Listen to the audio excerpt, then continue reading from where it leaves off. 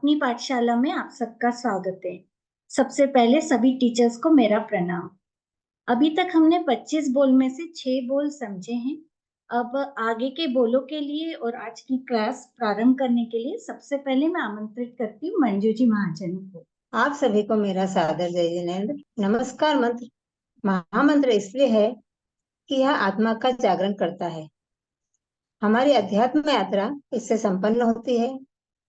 यह किसी कामना पूर्ति का मंत्र नहीं है और न ही इच्छा पूर्ति का मंत्र है, किंतु यह वह मंत्र है जो कामना को समाप्त कर सकता है और इच्छा को मिटा सकता है। आज की पाठशाला का शुभारंभ हम नवकार मंत्र से करेंगे। दोनों हाथों को जोड़कर नमस्कार मुद्रा में 3 बार नवकार मंत्र का ध्यान करेंगे। नमो अरिहंताणम, नमो सिद्धाणम, नमो आयरियाणम, नमो वज्रायाणम, नमो लोये सवसाहुणम। एसो पंचनमुक्कारो सव पावपणासनो मंगलाणं च सौवेसिं परमं हवै मंगलम्। नमो अरिहंताणं, नमो सिद्धाणं, नमो आयरियाणं, नमो वज्रायाणं, नमो लोये सवसाहुणम्। एसो पंचनमुक्कारो सव पावपणासनो मंगलाणं च सौवेसिं परमं हवै मंगलम्। नमो अरिहंताणं, नमो सिद्धाणं, नमो आयरियाणं, नमो वज्रायाणं, नमो लोये सवसाहुणम्। एसो पंचनमुक्कारो सव पावपणासनो मंगलाणं च सौवेसिं परमं हवै मंगलम्, परमं हवै मंगलम्। अब पुष्पलता जी आपको 25 बोल के 7वें बोल की जानकारी देंगी। जय जिनेन्द्र। सादर जय जिनेन्द्र। आपकी अपनी पाठशाला में आप सबका स्वागत है, अभिनंदन है। आप सभी के सहयोग और प्रोत्साहन से हमारी अपनी पाठशाला निरंतर चल रही है। आज हम 25 बोल में 7वां बोल समझेंगे, शरीर के बारे में। शरीर शरीर किसे कहते हैं? संसारी आत्माओं के निवास स्थान के शरीर कहते हैं, निवास स्थान को शरीर कहते हैं। जो समय समय पर जीर्ण शीर्ण होता रहता है उसे शरीर कहते हैं। शरीर 5 प्रकार का होता है। पहला है उदारिक शरीर, दूसरा है वैक्रिक शरीर, तीसरा है आहारिक शरीर, चौथा है तेजस्व शरीर और 5वां है कार्बन शरीर। पहला है उदारिक शरीर। यह शरीर हाड़, मांस, रक्त आदि या स्थूल पुद्गलों से बना हुआ होता है। मोक्ष की प्राप्ति इसी शरीर से होती है। मनुष्य और तिरंज का यही शरीर होता है। तीर्थंकर और गणधरों का शरीर प्रधान पुद्गलों से बनता है। साधारण और सर्वसाधारण का शरीर स्थूल साधारण पुद्गलों से बनता है। मनुष्य और तिर्यंच को औदारिक शरीर प्राप्त होता है। दूसरा वैक्री शरीर। इस शरीर में हाड़ मांस नहीं होता। मरने के बाद उसे जलाना नहीं पड़ता। इसके पुद्गल कपूर की तरह आकाश में उड़ते हैं। देव और नारकी इसी शरीर को धारण करते हैं। इस वैक्रीय पुद्गलों से बना हुआ शरीर विविध क्रियाएं कर सकता है। वे इस प्रकार है: एक स्वरूप धारण करना, अनेक स्वरूप धारण करना, छोटा शरीर धारण करना, बड़ा शरीर धारण करना, आकाश में चलने योग्य शरीर धारण करना, भूमि पर चलने योग्य शरीर धारण करना, दृश्य शरीर धारण करना, अदृश्य शरीर धारण करना इत्यादि अनेक प्रकार की अवस्थाओं को वैक्रिय शरीर धारण जीव कर सकता है। वैक्रिय शरीर 2 प्रकार का होता है। पहला उपपातिक और दूसरा लब्धि प्रत्यय। पहला उपपातिक देव और नारकों का शरीर उपपातिक कहलाता है, अर्थात उनको जन्म से ही वैक्रिय शरीर मिलता है। दूसरा है लब्धि प्रत्यय। यह शरीर तिर्यंच और मनुष्यों का होता है। मनुष्य और तिर्यंच तप आदि के द्वारा प्राप्त की हुई शक्ति विशेष से वैक्रिय शरीर प्राप्त कर लेते हैं। तीसरा है आहारक शरीर। 14 पूरबधारी लब्धि संपन्न मुनि लब्धि से अपने शरीर में से अति विशुद्ध स्फटिक ये सदृश एक हाथ के पुतले के बराबर शरीर बनाते हैं। इसे आरक शरीर कहते हैं। यह शरीर साधुओं में नहीं होता है। इसका उपयोग तब करते हैं जब पूर्वधारी मुनि तीर्थंकर की विधि देखने अथवा 14 पूरब को चितारते समय स्वयं को शंका हो जाने पर या कोई वादी आकर प्रश्न करे तो उस समय उपयोग नहीं लगने पर अथवा जीव दया की रक्षा के लिए इस आहारक शरीर को तीर्थंकर या केवली के पास भेजते हैं। यह यहाँ बैठे बैठे मुंडराज शंका का समाधान पा लेते हैं। शंका निवारण के पश्चात यह शरीर अपने मूल शरीर में प्रविष्ट हो जाता है। यह सारी प्रक्रिया अंतर मुहूर्त में हो जाती है। तेजस शरीर चौथा है तेजस शरीर। जो शरीर आहार को पचाने में सहायक होता है उसे तेजस शरीर कहते हैं। कोई कोई तपस्वी क्रोध से उष्ण तेजोलेशा के द्वारा दूसरे को हानि पहुंचाते हैं, तो कोई प्रसन्न होकर शीतल लेशा तेजोलेशा के द्वारा लाभ भी पहुंचाते हैं। यह इसी तेजस शरीर के प्रभाव से होता है। इसे विद्युत शरीर भी कहते हैं। सब शरीर इसी के द्वारा कांतिमान और क्रियाशील रहते हैं। जैसे विद्युत नहीं होने पर फैक्ट्री बंद हो जाती है, उसी प्रकार इस शरीर के अभाव में शरीर जड़ हो जाता है, अर्थात क्रियाशील नहीं रहता है। पांचवा है कार्बन शरीर। कर्मों का बना हुआ शरीर कार्बन शरीर कहलाता है। ज्ञानावरणी आदि 8 कर्मों के अनंत अनंत पुद्गल समूह जो आत्मा से चिपके हुए होते हैं उन्हें कार्बन शरीर कहते हैं। यह सब शरीर का बीज है, अर्थात कारण या सहायक है। इसी शरीर से जीव अपने मरण देश को छोड़कर उत्पत्ति स्थान पर जाता है। समस्त संसारी जीवों में के तेजस्वी शरीर और कार्बन शरीर ये होते हैं। ये 2 शरीर अवश्य ही होते हैं। जन्म मरण रोग शोक दुख कारण कार्बन शरीर ही है। हम शरीर रहित निर्मल आत्मा है। शरीर नाशवान है, आत्मा शाश्वत है, अजर है, अमर है। हमें अपनी शाश्वत आत्मा को प्रकट करने के लिए उद्यम करना या प्रयत्न करना चाहिए। अब यहाँ पर 5 शरीर का वर्णन समाप्त हुआ है। आगम विरुद्ध कुछ कहा हो तो मिच्छामि दुक्कडम।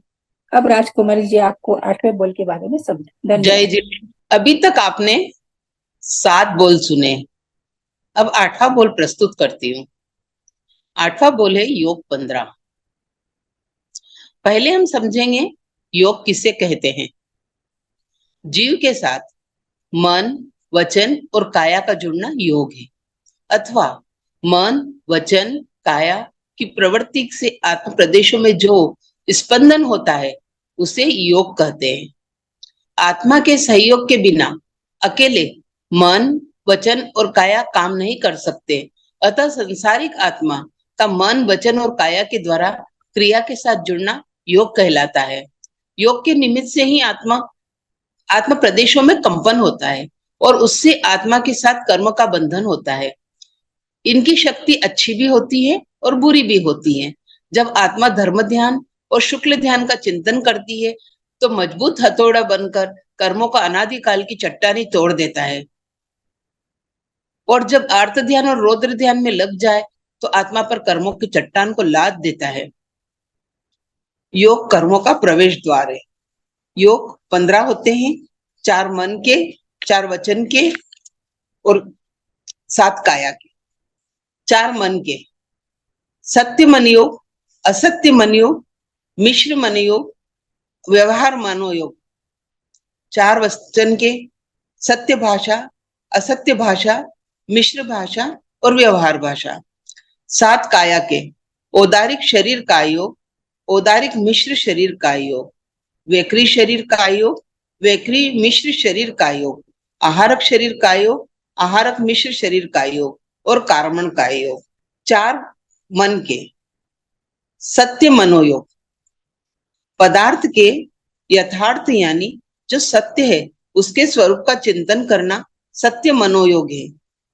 असत्य मनोयोग, पदार्थ के यथार्थ स्वरूप के विपरीत चिंतन करना असत्य मनोयोग है। जैसे नकली जेवर को असली बताने का चिंतन करना। मिश्र मनोयोग, कुछ सत्य और कुछ असत्य ऐसा चिंतन करना मिश्र मनोयोग है। जैसे गुस्सा दिखाकर बच्चों से कहना तू मेरा बेटा या बेटी नहीं है। चौथा व्यवहार मनोयोग, जो सत्य भी न हो और असत्य भी न हो ऐसा करना व्यवहार मनोयोग है। जैसे नल आ गया, नल आता नहीं है लेकिन ऐसा कहते हैं हम, और हम समझ जाते हैं कि नल में पानी आ गया है। इसी प्रकार सत्य भाषा, असत्य भाषा, मिश्र भाषा और व्यवहार भाषा, इन चारों को मनोयोग की भांति समझ लेना चाहिए। काय योग के 7 भेद।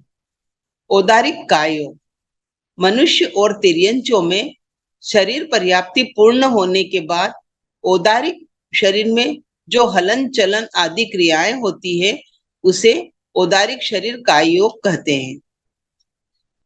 दूसरा औदारिक मिश्र काय योग, मनुष्य और तिर्यंचों में जब आहार पर्याप्ति पूर्ण हो जाए लेकिन शरीर पर्याप्ति पूर्ण हो उसके पूर्व तक रहने वाले औदारिक मिश्र शरीर काय योग होता है। औदारिक काय योग का कार्मण शरीर के साथ क्रिया करने से औदारिक मिश्र काय योग कहलाता है। वैक्रिक काय योग, वैक्रिय काय योग नारकी और देवता में शरीर पर्याप्ति पूर्ण होने के बाद से लेकर जीवन पर्यंत तक वैक्रिय काय योग रहता है। मनुष्य तथा तिर्यंच को वैक्रिय शरीर नहीं मिलता है तथा साधना के द्वारा किसी को वैक्रिय लब्धि प्राप्त हो जाती है तो वैक्रिक काय योग बनाते हैं। वैक्रिक मिश्र काय योग, औदारिक शरीरधारी जब वैक्रिय लब्धि से वैक्रिय शरीर बनाते हैं तो औदारिक मिश्र काय योग होता है क्योंकि उसमें वैक्री के पुद्गल विशेष होते हैं।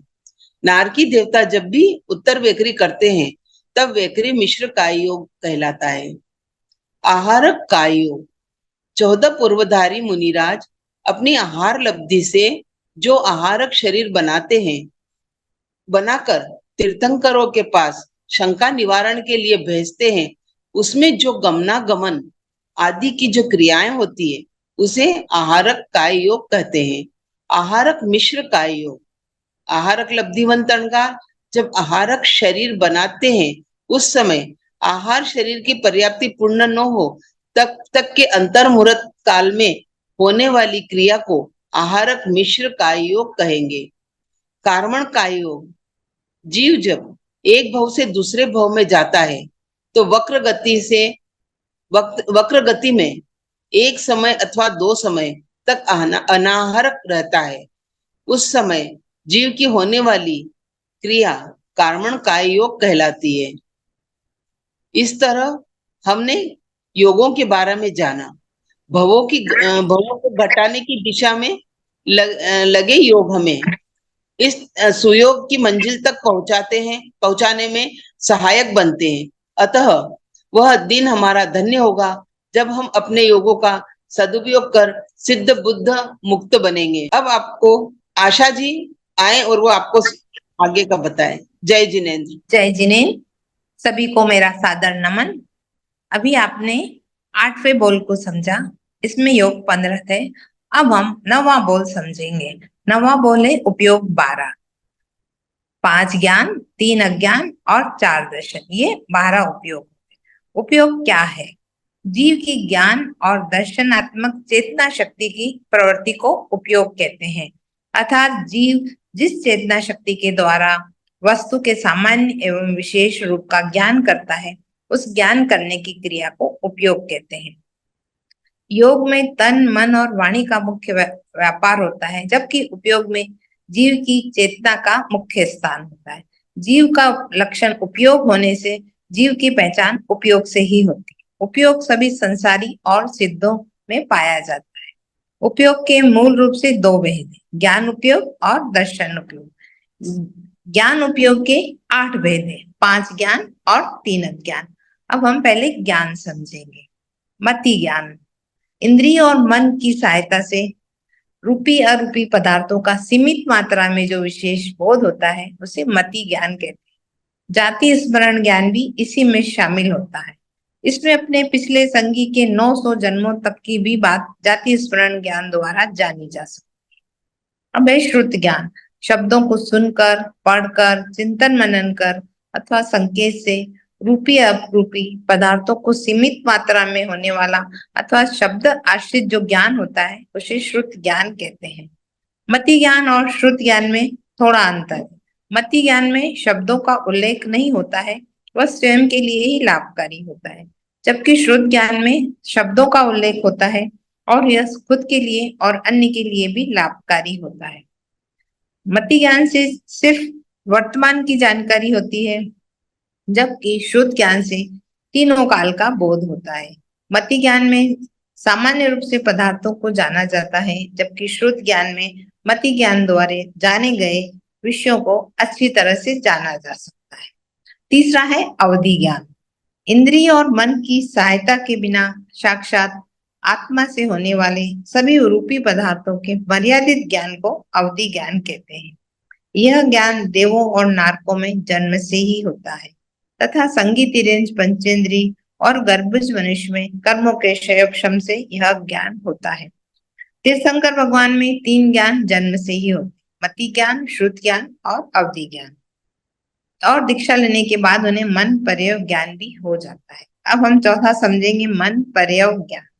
इंद्रिय और मन की सहायता के बिना सीधे आत्मा से संगी जीवों के मनोगत भावों को जानना मन पर्यव ज्ञान कहलाता है। मन पर्यव ज्ञान अवधि ज्ञान से अधिक विशुद्ध होता है। कारण ये कि जैसे डॉक्टर हैं, उन्हें एक सामान्य डॉक्टर है, उसे सभी बीमारियों की सामान्य जानकारी होती है, किंतु किसी में विशिष्टता या दक्षता हासिल नहीं होती। जबकि दूसरा डॉक्टर हृदय रोग विशेषज्ञ है तो उसे हृदय की बीमारियों की दक्षता से इलाज कर सकता है, वह जानता है।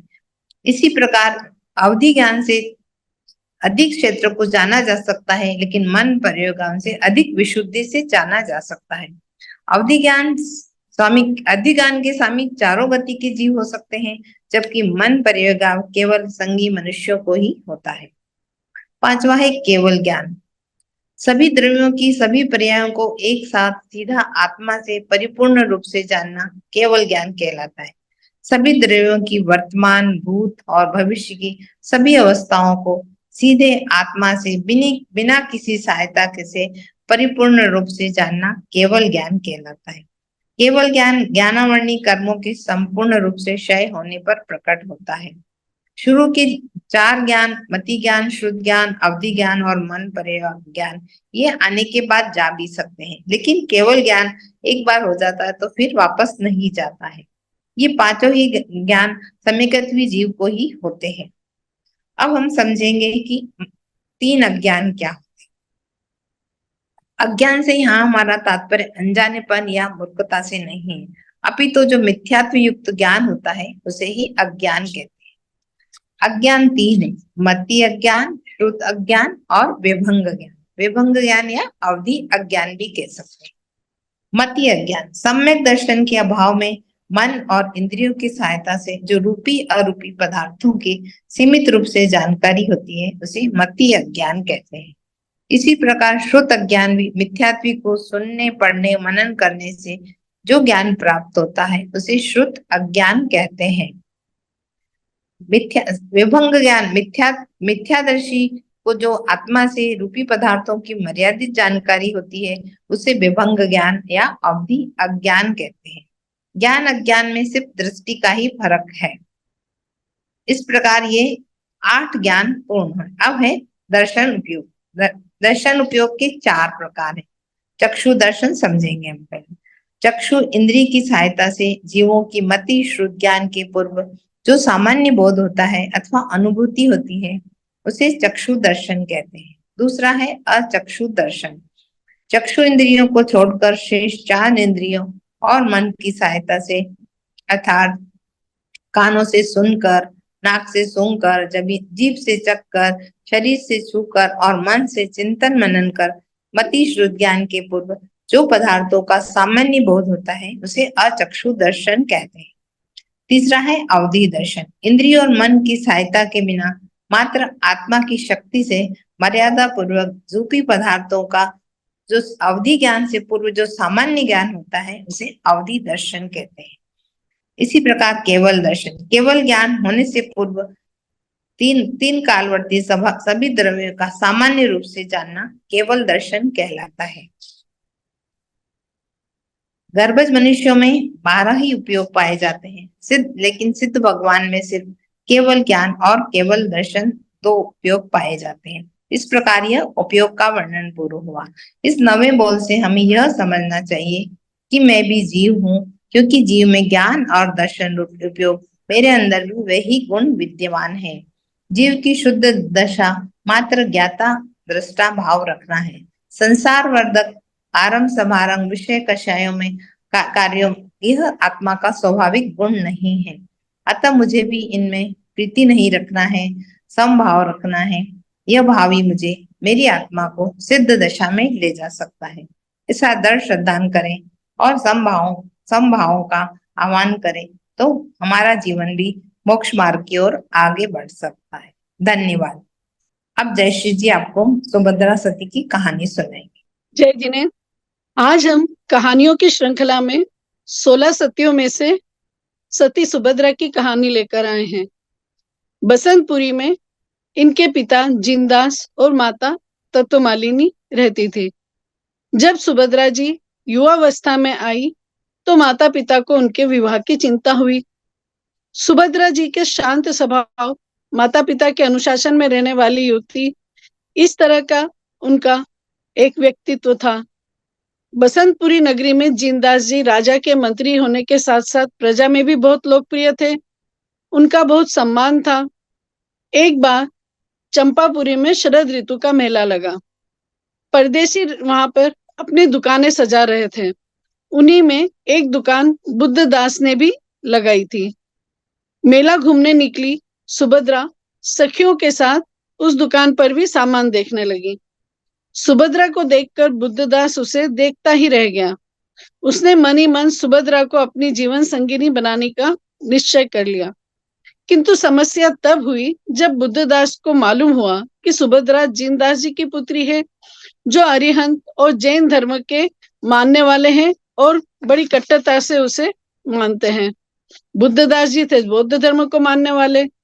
ऐसे में जिनदास जी कभी सहमत नहीं होते कि वे अपनी पुत्री उनको सौंप दें, उनके साथ विवाह करवा दें। और उन्हें सुभद्रा इतनी पसंद थी कि वे उसे भूल ही नहीं पा रहे थे। बुद्धदास के मन में कपट आ गया।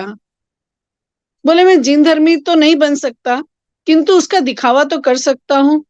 अपने को जिन धर्मी श्रावक होने का नाटक करने की उनने पूरी तैयारी कर ली। दूसरे ही दिन से बुद्धदास ने मंदिर जाना, पूजा करना, साधु जी के प्रवचन सुनना, जमीकन त्याग और रात्रि भोजन निषेध आदि के नियम पालना शुरू कर दिए। जल्द ही बुद्धदास जिनदास की नजरों में भवी, संस्कारी और सरल युवक के रूप में दिखने लगे। उन्होंने अपनी पुत्री सुभद्रा के योग्य समझकर उनके सामने विवाह का प्रस्ताव रख दिया। बुद्धदास नाटक में सफल हो गए थे। उनका विवाह सुभद्रा के साथ हो गया। जब विदा होने लगे तो विदाई में जिनदास जी ने सुभद्रा को आशीर्वाद देते हुए कहा कि तुझे दोनों कुलों की प्रतिष्ठा का ध्यान रखना है। अपने आचरण, शील और शालीन व्यवहार से दोनों परिवारों को गौरवशाली बनाना है। माता तत्वमाली ने भी जिन वचन और शील संस्कारों को सर्वोच्च धन मानने की शिक्षा दी। सुभद्रा ससुराल पहुंची। बुद्धदास के माता पिता सुजाता और धर्मदास संस्कारी सुभद्रा को बहू के रूप में पाकर बहुत प्रसन्न थे। सुभद्रा भी खुश थी, किंतु जब उसने देखा कि वहां जिन वचन से ज्यादा बौद्ध धर्म का प्रभाव अधिक है तो वह बड़ी निराश हो गई। किंतु अब क्या हो सकता था। माता पिता भी बड़े दुखी हुए ये जानकर। उन्होंने व्यक्ति परखने में भूल कर दी। उन्होंने सुभद्रा को जैन धर्म पर अडिग रहने के लिए कहा। सुभद्रा की सास शुरू में तो कुछ नहीं कहती थी, उसे सामायिक प्रतिक्रमण पूजा से कभी नहीं रोकती, किंतु उसे वो पसंद भी नहीं था। अब उसे धीरे धीरे वो अपना विरोध प्रकट करने लगी। उसकी नाराजगी दिन प्रतिदिन बढ़ रही थी, किंतु सुभद्रा ने अपने कार्य में, सम्मान में कोई कमी नहीं होने दी। सुभद्रा पर बौद्ध धर्म पालने का दबाव बढ़ने लगा, किंतु उसने यह कहकर कि धर्म का संबंध अपनी अंतरात्मा से होता है, जो जन्म से जुड़ा है, मेरे प्राणों में बसा है, इस श्रद्धा में कोई कमी नहीं कर सकता।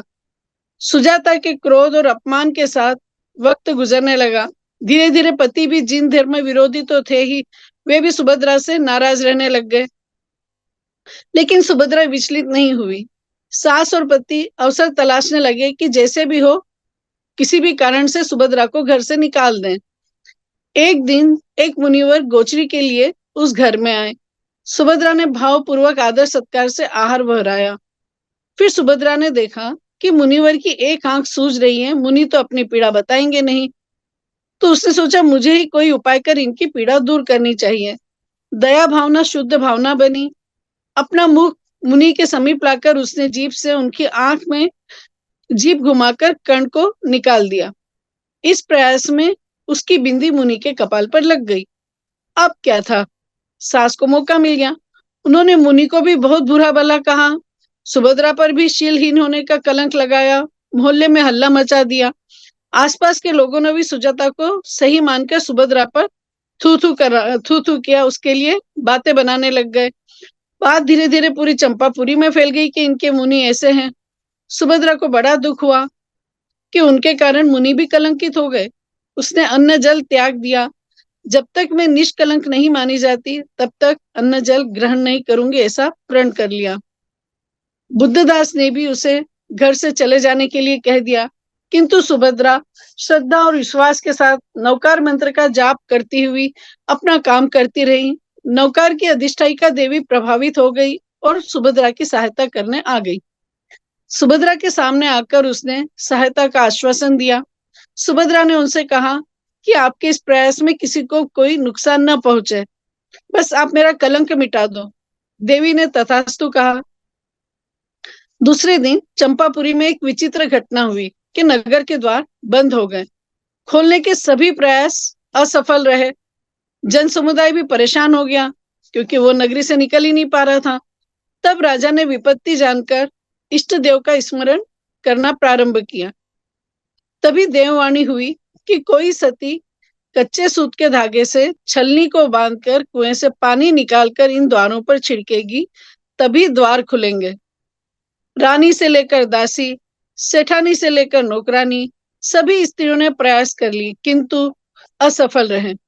सुभद्रा ने सुना तो वह समझ गई कि यह देवी का कोई प्रपंच है। कच्चा सूत और छलनी लेकर वो नगरी के बीच से कुएं की ओर बढ़ने लगी। रास्ते में लोगों ने उसे बहुत ताने मारे। कलंकिनी, उल्टा जैसे तानों को सुनकर भी वह आगे बढ़ती चली गई। कुएं पर पहुंचकर सूत से छलनी को बांधा और छलनी को अंदर डाल के जैसे ही बाहर निकाला, आसानी से पानी भरकर छलनी में आ गया था। सब लोग काफी आश्चर्य से देखने लगे। राजा प्रजा सभी को बड़ा आश्चर्य हुआ। चारों दरवाजों पर जैसे ही पानी के छींटे डाले, वह सरलता से खुल गए। सुभद्रा की जय जयकार से चंपा नगरी गूंज उठी। उसके शील का कलंक मिट गया। वो निष्कलंक होकर घर आई। बुद्धदास और सुजाता सास भी उसको सम्मान देकर स्वयं को गौरवशाली मानने लगे। इस प्रकार नवकार के प्रभाव से सुभद्रा का कलंक मिट गया। लोगों का, परिवार का जिन वचन और जिन धर्म पर विश्वास बढ़ गया। सुजाता और परिवार ने जन समूह के साथ जाकर मुनिराज से क्षमा मांगी। इस तरह नवकार पर अडिग विश्वास से सुभद्रा ने अपने को शीलवती साबित कर दिया। अब संगीता जी आपके सामने एक स्तवन प्रस्तुत करेंगी। धन्यवाद। जय जिनेन्द्र, अपनी पाठशाला में अभी आप सभी का स्वागत है। हमारे 22वें तीर्थंकर श्री नेमिनाथ भगवान का 9 तारीख और 10 तारीख को, पंचमी और छठ को जन्म कल्याणक एवं दीक्षा कल्याणक था। ऐसे श्री नेमिनाथ भगवान जिनका नाम लेते ही अनंत अनंत कर्मों का नाश हो जाता है, ऐसे 3 लोक के स्वामी गिरनार मंडन, शिवा देवी नंदन, राजूल के तारणहार भगवान नेमिनाथ के चरणों में शत शत वंदन।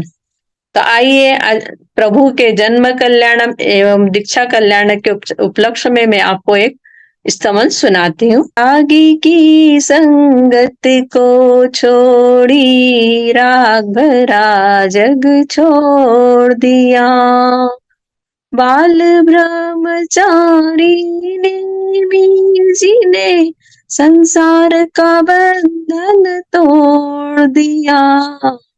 रागी की संगत को छोड़ी राग भरा जग छोड़ दिया।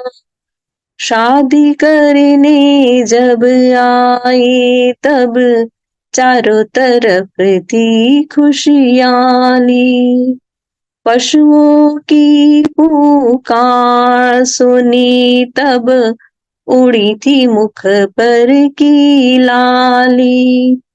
ज्ञानी भाव में डूब के बिचारे शादी में हिंसा होने वाली।